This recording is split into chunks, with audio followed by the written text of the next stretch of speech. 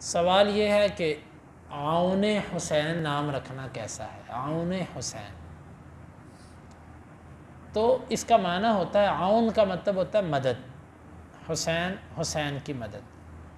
تو یہ تو ایک صراحتاً شرکیہ نام ہے۔ حسین رضی اللہ عنہ نے اس کی کیا مدد کی ہے؟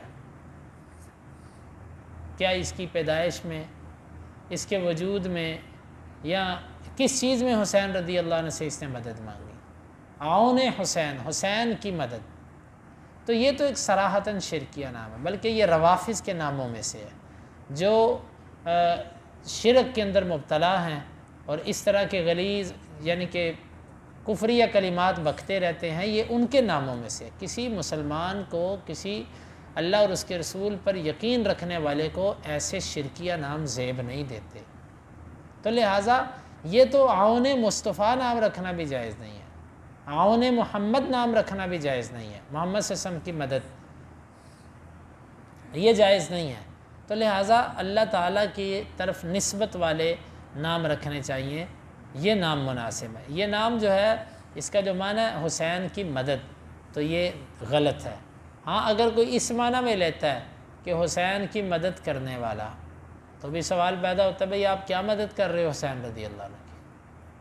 کیا مدد کی آپ نے؟ تو بہرحال اس نام کے اندر شرک کی بو ہے، یہ نام نہیں رکھنا چاہیے۔ ھذا ما عندی۔ اور دوسرا نام ہے رکن الدین، دین کا رکن۔ ایسا نام اگر کوئی رکھتا ہے تو اس نام کے اندر کوئی شرک والا معنی نہیں پایا جاتا، شرک اس میں نہیں ہے، لیکن ویسے نام عام طور پر ایسے رکھنے چاہیے کہ جن ناموں کا اس کی شخصیت پر بھی اثر آئے۔ تو رکن الدین کا معنی ہوتا ہے دین کا رکن، دین کا ستون۔